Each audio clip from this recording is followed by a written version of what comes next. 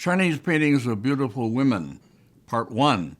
This video lecture, which will be a long one in two parts, will more or less follow an essay that I've written for publication in the catalog of a forthcoming exhibition that Julia White, the Asian art curator at our Berkeley Art Museum, and I have organized titled Beauty Revealed, Images of Women in Qing Dynasty Chinese Painting. Because this exhibition and its catalog represent the culmination of a project that I've been engaged in over many years, my introductory essay for the catalog begins by tracing how that project originated and how it developed over 40-some years. The paintings in the exhibition will all, of course, be reproduced in the catalog along with some others that we were unable to borrow. But a video lecture offers even richer opportunities for lavish showing of images in color and sometimes with details. And I'll take advantage of all those opportunities. I mean also to have separately another and perhaps longer essay on images of women in later Chinese painting, based in large part on the series of lectures that I gave at the University of Southern California in 1994, the Getty Lectures, which were never published except in digital form on my website. My catalog essay begins with acknowledgments to all the people who have helped, beginning, of course, with Julia White. Here's a photo of her, image of Julia, and the two of us working together. It'll be followed by two images of us working together, choosing paintings for exhibition. My catalog essay continues with this. Now that we have arrived at last at a stage of near completion of our years-long project, and the lovely women themselves will soon be looking provocatively out at us from their images hanging on our museum walls, it seems time for me to, as the oldest participant in this project, to look back retrospectively over the 40-plus years since the time when in the same museum in 1971 it all began. I had organized with a seminar of 8 remarkable grad students, all women, and one of them my successor at UC Berkeley, now Professor Patricia Berger. Next. We had organized an exhibition titled The Restless Landscape, Chinese Painting of the Late Ming Period. This was a first in many ways. First exhibition held in our new museum with the participation of a graduate seminar group, first exhibition of late Ming painting, and so forth.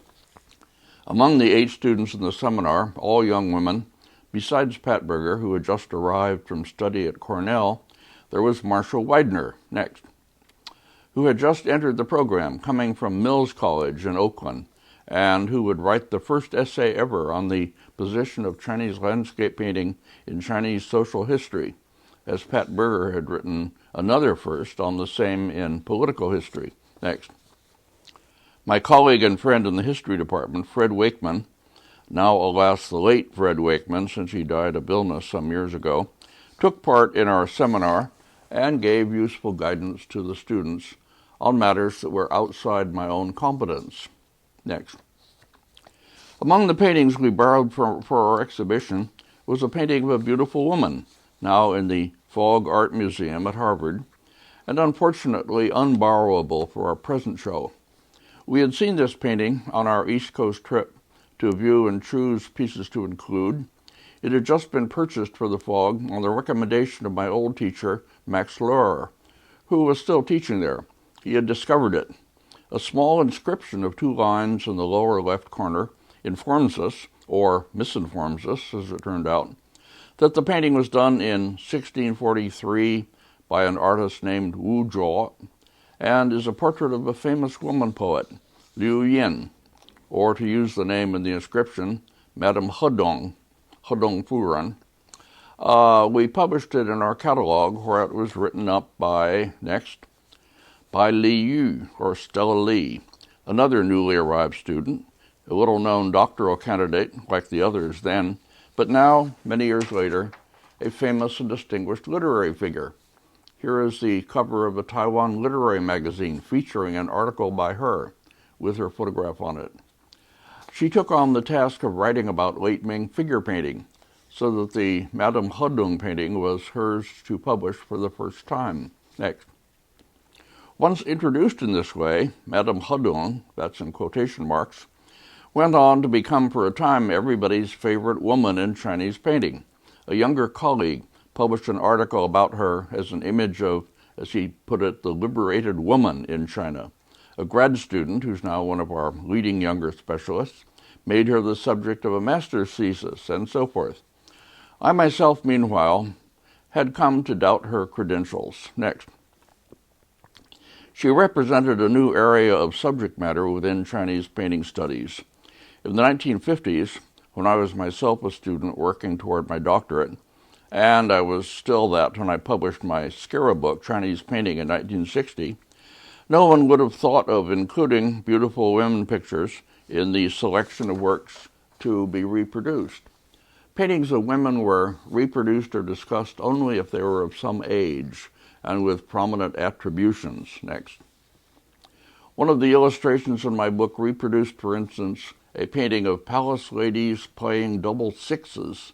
That's a game, in the board game, in painting in the Freer Gallery of Art, where I was a curator, copied after a work by the Tang period master Zhou Feng, a specialist in this subject.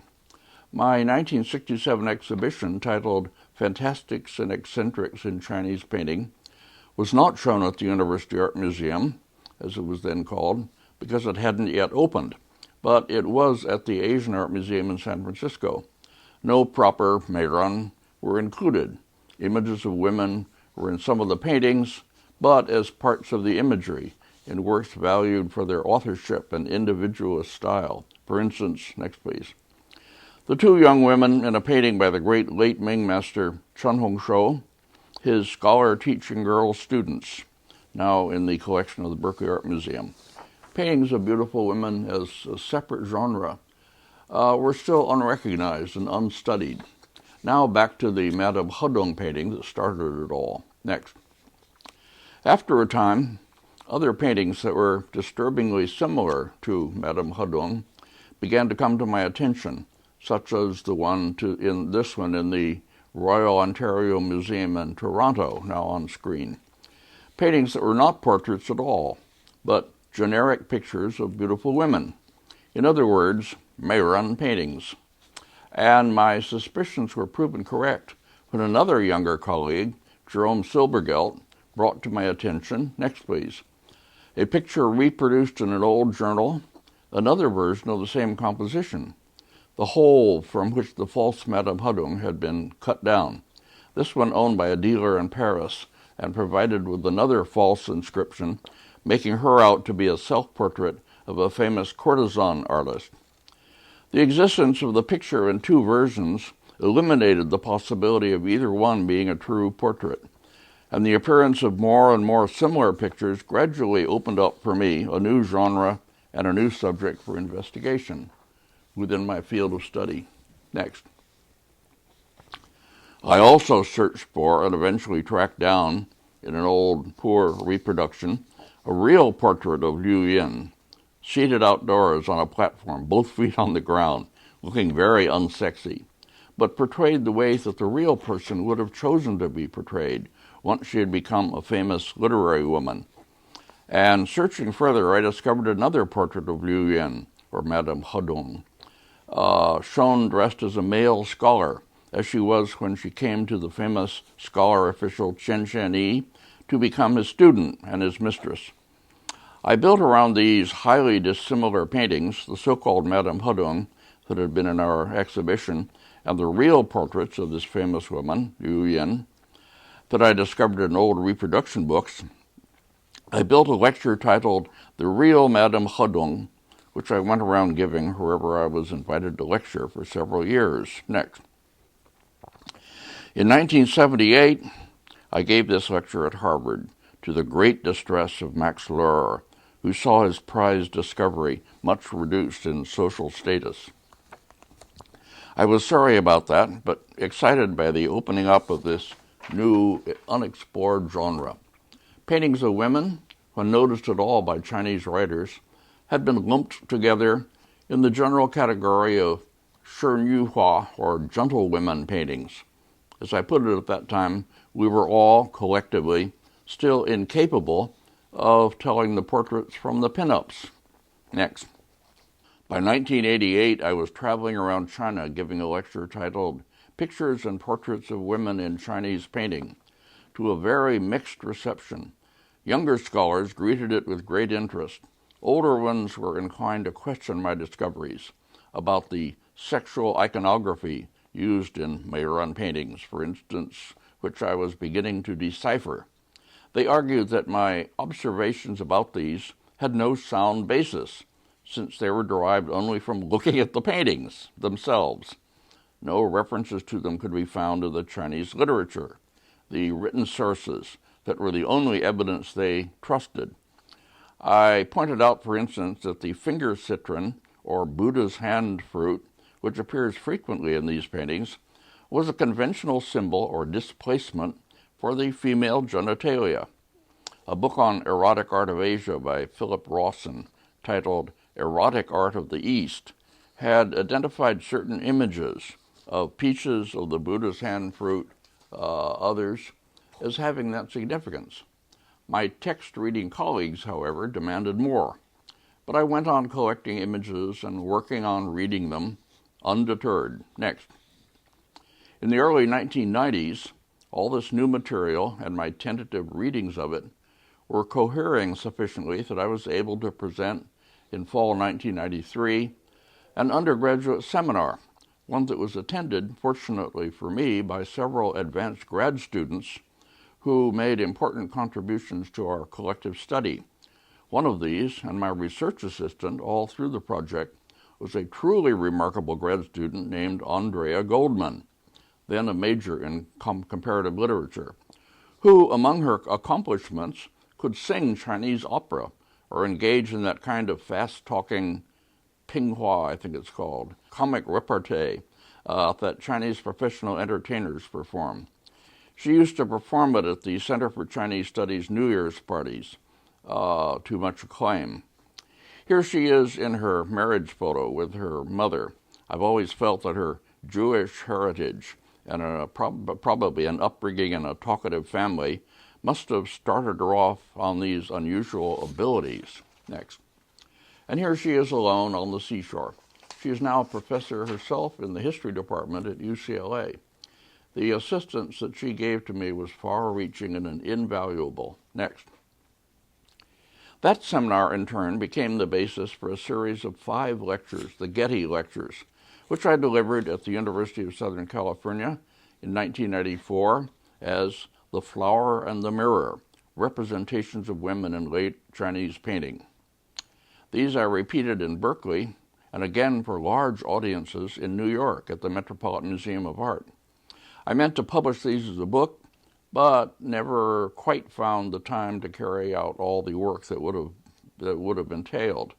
And the Getty Lectures have been available only on my website, jamescahill.info, under the title Women in Chinese Painting, in the section of my website titled Writings of James Cahill.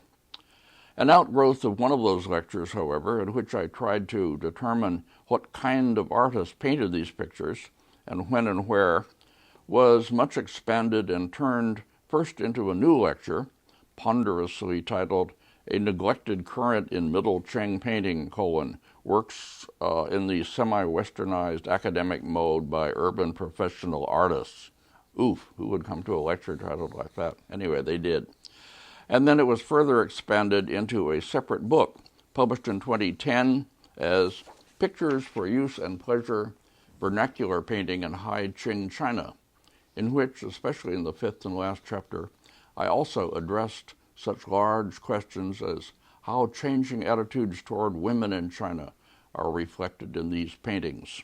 Next. This is a Meiren painting by one of these urban studio artists, the Yangzhou master Zhang Jun, a work now belonging to the Berkeley Art Museum and in our show, seen here in 2 images, the one at left taken from the painting itself, the one at right from the reproduction in my book. The painting turned up in an auction catalog and led me onto a new line of investigation, how the works of these Jiangnan or Yangtze Delta region small masters, the urban professional artists of my lecture title, were appreciated in the Manchu court in Beijing.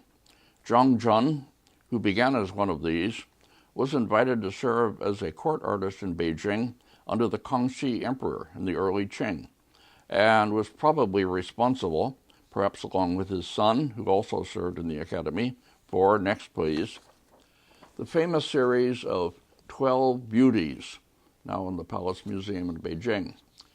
I reproduce one of those beside it in my book.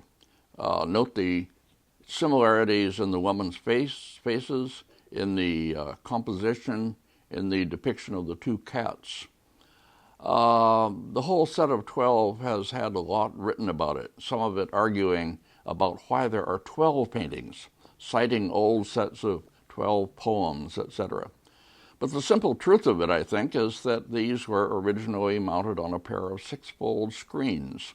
As Michael Baxendall used to argue, the simpler explanations are usually the right ones. Next. Another that I reproduced in my book was the painting Woman in a Brothel Presented to a Client, which I knew then only from an old photograph that I'd acquired during my time at the Freer Gallery of Art. The painting had been offered for sale by a Shanghai dealer named Strayonek in the 1920s and was wrongly ascribed to the great Ming master Tong Yin. I used it in my various lectures and writings on painting of women in China and reproduced it in my book, little suspecting that this painting would not only turn up in the hands of a dealer, but would be acquired by our museum and be included in our exhibition. It turns out to be unexpectedly rich in color and in finely painted fabric designs, and in the women's robes and in the rug. Notice also the latticework patterns on the opening in the wall above them, and the display case with objects. This is one of the attractions of many Meiren paintings, the sheer pleasures of visual richness that they offer. Next. As I explained the sexual iconography of the pictures, depending somewhat on Chinese love poetry and learned writings about it, I began to recognize hidden allusions to sexual imagery in outwardly innocent images. The woman holding out her sleeve in this way, allowing the male to gaze into it, is an invitation to enter her private parts. Here, for instance, is a painting of the early 19th century in which the young woman is out seeking the first blossoming plum trees in early spring, symbolic of male rejuvenation. And she holds one of these in such a way that it penetrates her open sleeve.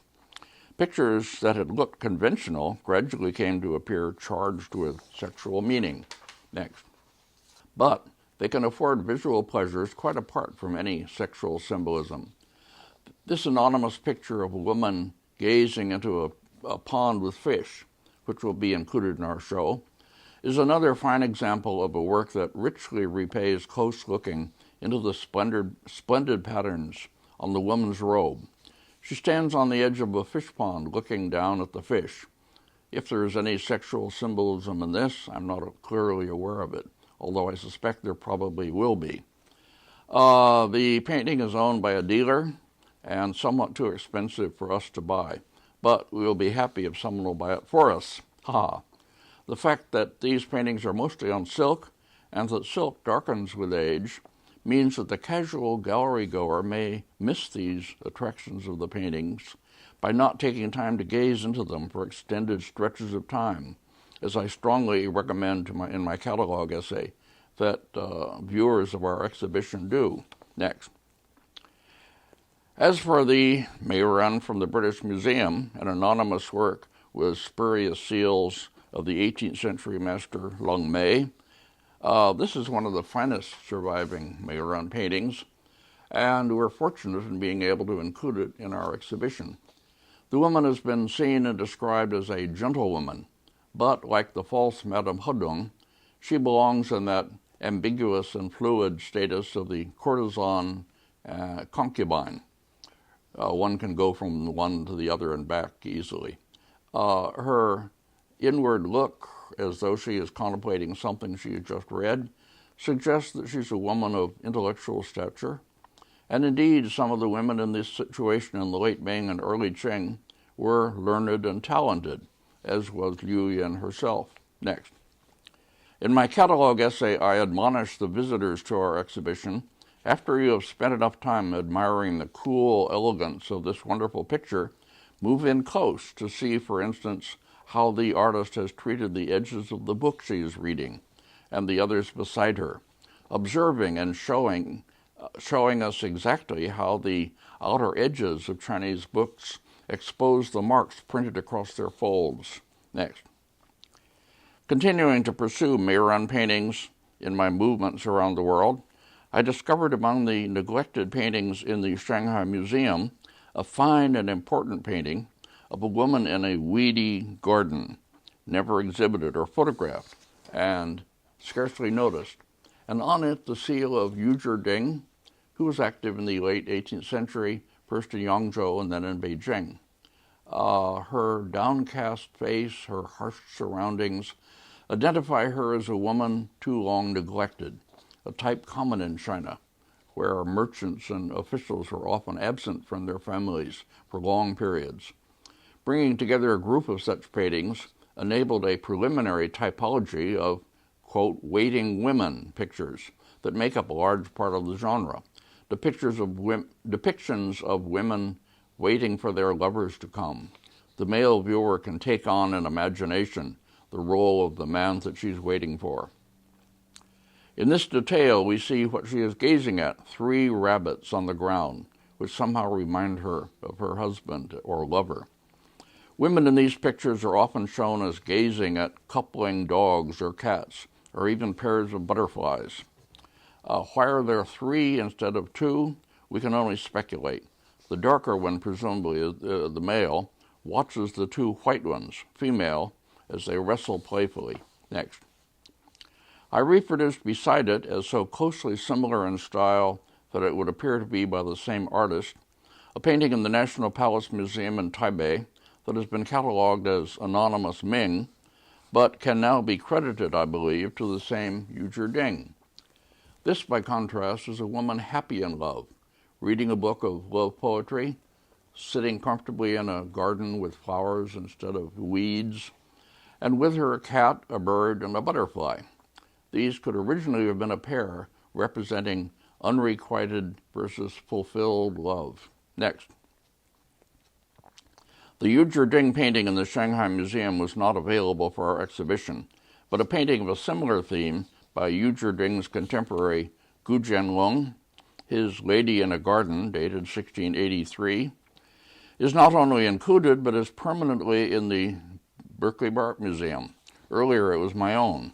I saw a small reproduction of it in a magazine, contacted the dealer, who had it for sale, purchased it for myself, and later gave it to the BAM. This is another woman, too long left to herself, the gnarled and vine-hung tree in her garden, the harshly shaped rocks tell of her neglected state. Her face is more ambiguous, still with a slight smile of welcome. Nothing done by Gu Jianlong is ever simple. Gu was a prolific and highly versatile early Qing master who was active in Suzhou, but also for a period at the imperial court in Beijing. He has figured heavily in my studies over the years, as I found more and more works signed by him, or attributable to him by style, that are important additions to my growing body of materials. Next. This small painting of a Meiren leaning on a blossoming tree, painted in ink on paper by the major 18th century Yangzhou master Luo Ping, is another in our show that was formerly my own and is now in the BAM. I purchased it in Taipei long ago, very cheap, after seeing it at a dealer's shop and asking Wang Jichen, or C.C. Wang, who was with me, "Is this a real Luo Ping?" He told me that it was quite genuine, the kind of minor work that the artist might paint quickly to pay some kind of small debt, such as his lunch bill. Next. Back to Gu Jianlong and the big role that he has played in my research. I attributed to him, on the basis of style, a series of large album leaves illustrating the erotic novel Jinping Mei, probably done while he was at court. One painting from it, a scene in a brothel, seen here, with a Meiren painting hanging on the far wall, will serve to introduce another line of pursuit that I undertook, to try to determine from both literary and pictorial evidence where these paintings were hung. They took on different characteristics according to whether they were intended for men's rooms or women's, besides, of course, changing in character with the passage of time. Earlier ones different from later ones, that is. Next. Here's another painting by Gu Jianlong, a leaf in an album that I know only from an old publication, a scene in a woman's bedroom with a painting hanging on the far wall, a painting that can be identified from similar examples as representing the nymph of the Law River floating above the river. My findings on these matters were published in a 1998 article titled, "Where Did the Nymph Hang?"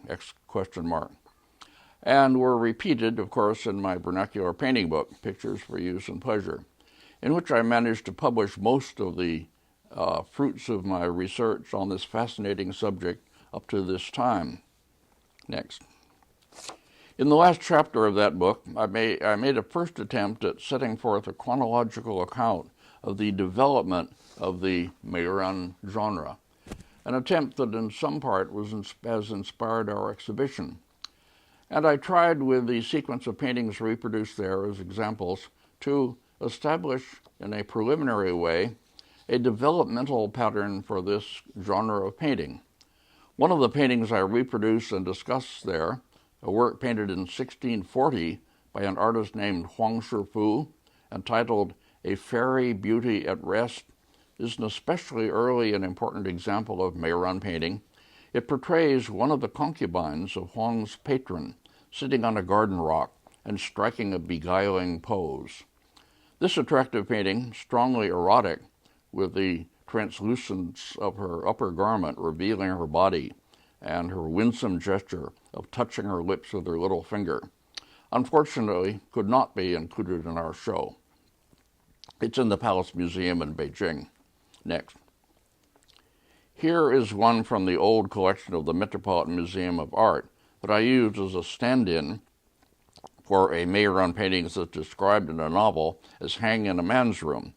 I put it on to give you something to look at while I make some more observations about these paintings. Being first wrong and then right about Madame Hedong, as related earlier, and seeking out and identifying her sisters, brought home to me several important truths about these paintings. First, that many of them, along with others of what I call collectively vernacular paintings, because they were not in themselves the kinds of things that dealers could sell and collectors wanted to own, they've survived only through being furnished with false signatures or attributions and wrong identifications of subject. It's aimed at turning them from undesirable merchandise into desirable. And that these misleading accretions need to be stripped away before the paintings can be considered for what they really are. And second, that the proper Chinese literature on painting is virtually devoid of information about them. One must search in Chinese fiction for descriptions of them, hanging on walls, or including the walls of women's bedrooms, or stories of how the beauties in them come to life and emerge to gratify their adoring male viewers, or the occasional jottings called shui for stories about the urban artists who produced them, who sometimes lived in the pleasure districts of cities and experienced their attractions firsthand. Next. In my Getty Lectures, I attempted a kind of outline history of the genre, citing literary references or showing actual examples of the kinds of paintings of women that led up to the full emergence of the Meiren as a distinct genre in the late Ming and early Qing, the 17th century. I cited a literary reference from an early Song, that is 10th century text, about a painter in the southwest province of Shu, present-day Sichuan, who specialized in paintings of beautiful women, and how merchants from the Jiangnan or Yangtze Delta region bought these to take back and sell to their customers back home. What these paintings looked like, we can't say, No paintings of this kind from so early a date survive. I show here the well-known painting of women in a garden, probably late Tang in date, in the Liaoning Museum, a painting I showed at length in one of my video lectures in the first series. Next. We have numerous paintings from the Sung Dynasty that feature women as their main subjects, such as this fan painting, but always with the women in some setting, not portrayed as subjects in themselves. Next. It's not until the Middle Ming period, the 15th and 16th centuries in our calendar, that we can observe Meiren paintings of the kind we know seeming to emerge. This famous and prolific Suzhou artist, Chu Ying, painted beautiful women in outdoor settings, as in these two examples. One at left of a woman in a landscape, which is in the Metropolitan Museum of Art in two versions actually, and the one at right in the Shanghai Museum, which depicts a woman gazing across a stream at a pair of mandarin ducks dreaming of her absent husband. These are not properly Meiren, and they belong rather to in a lecture on women in Chinese painting that I'll prepare at a later date. Next. Another painting by Chu Ying, also showing the woman outdoors, represents a palace lady in a garden attended by a eunuch. She reaches up to arrange her hair as if anticipating meeting the emperor or some other high-ranking male who will appreciate her beauty.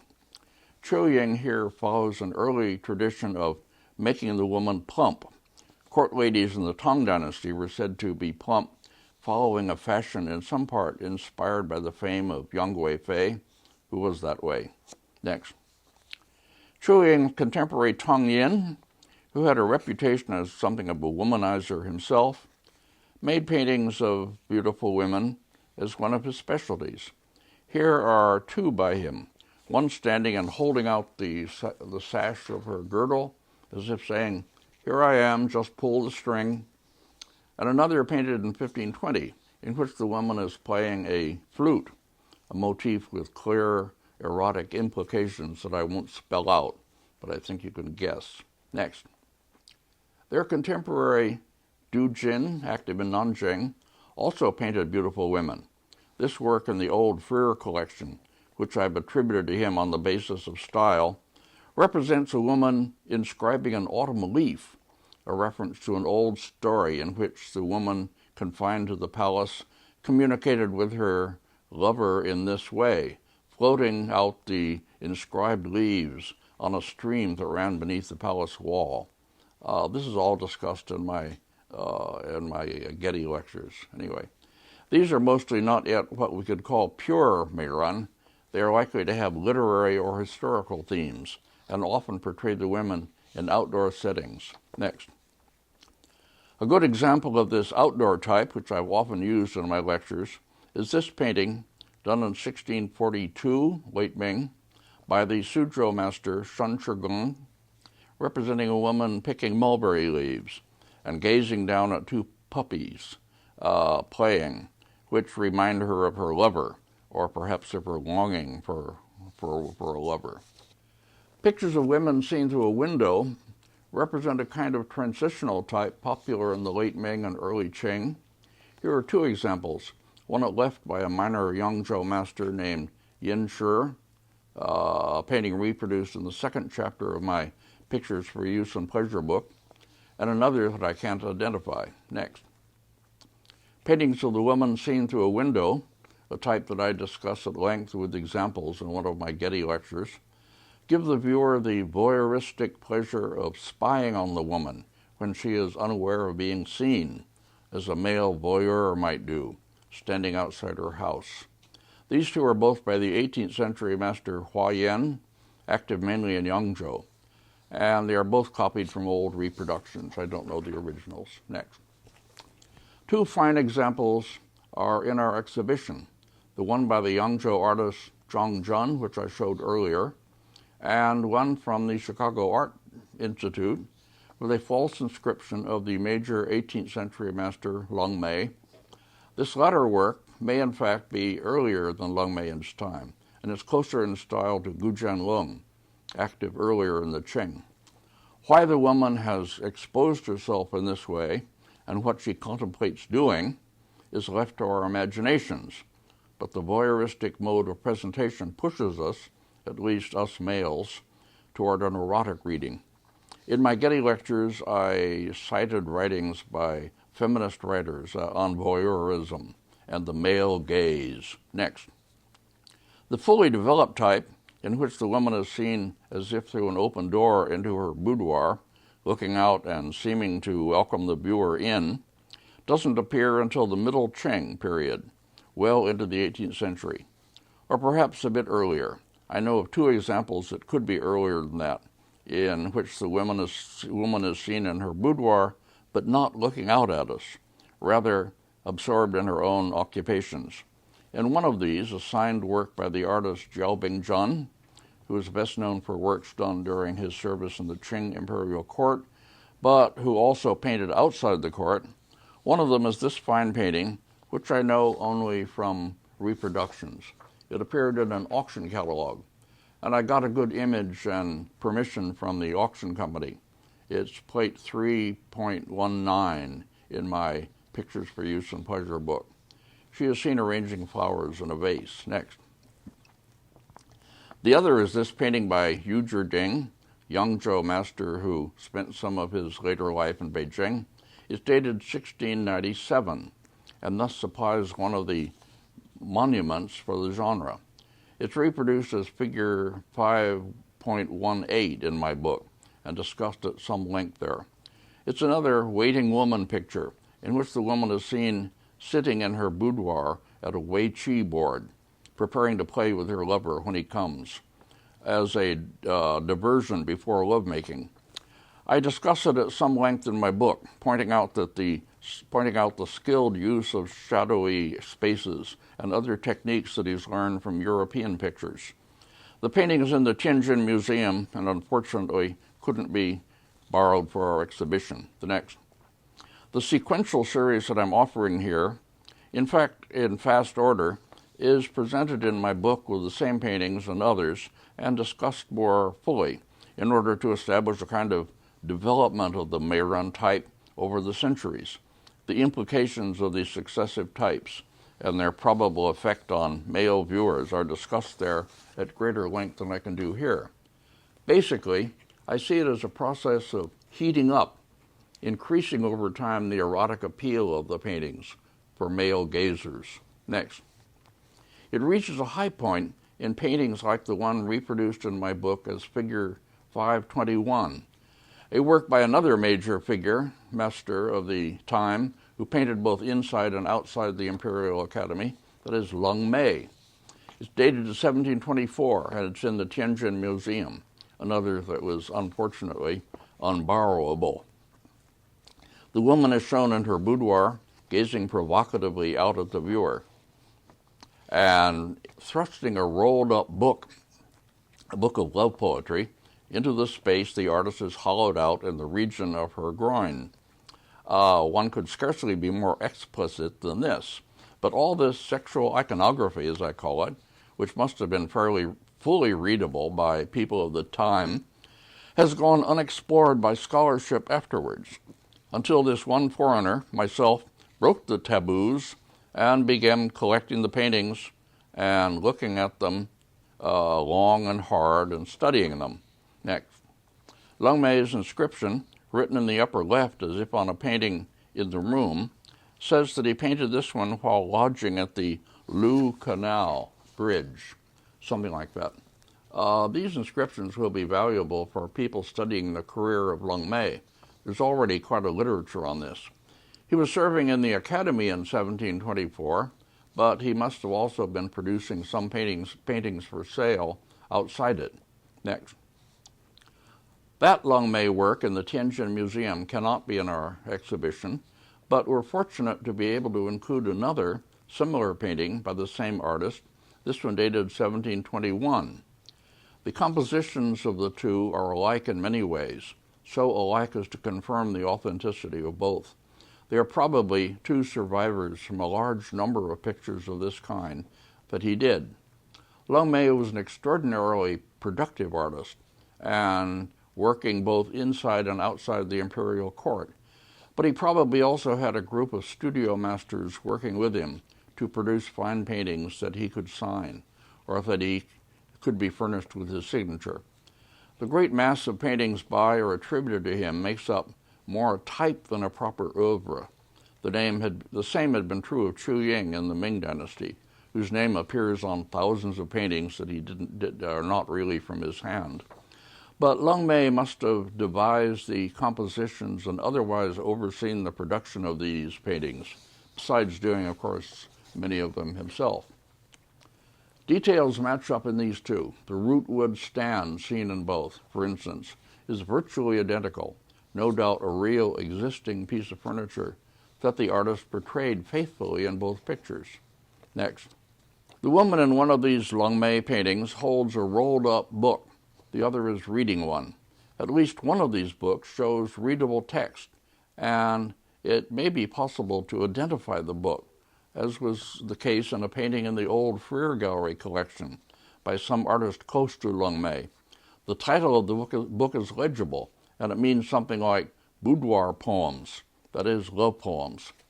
Reading these collections of love poetry is one of the ways that women waiting in their boudoirs spend their time.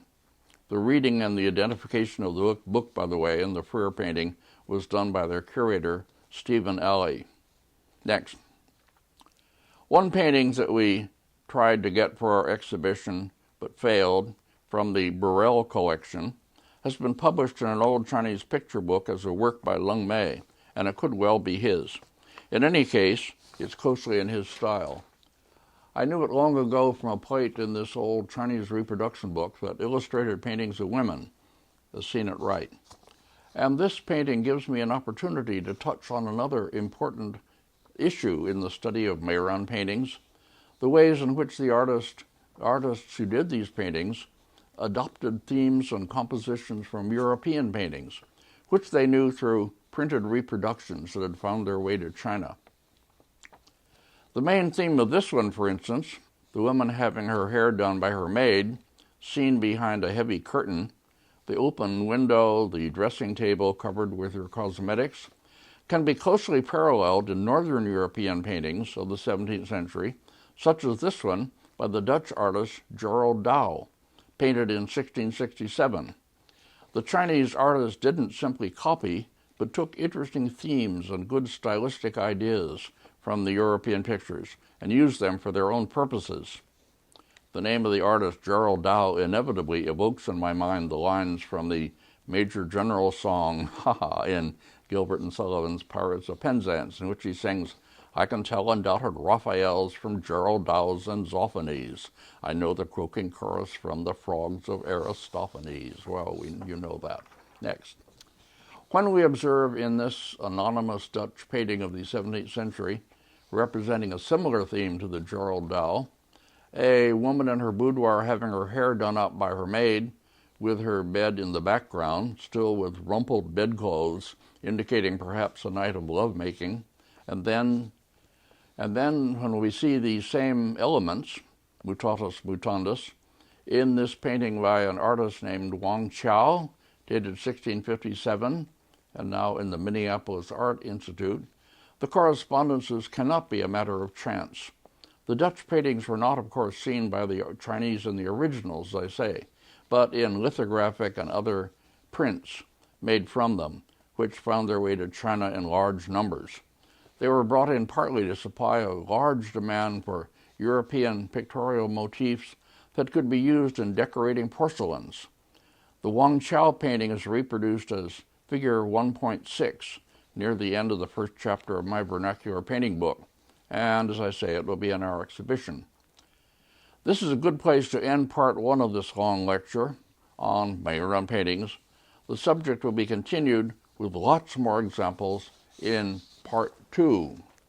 That ends part one.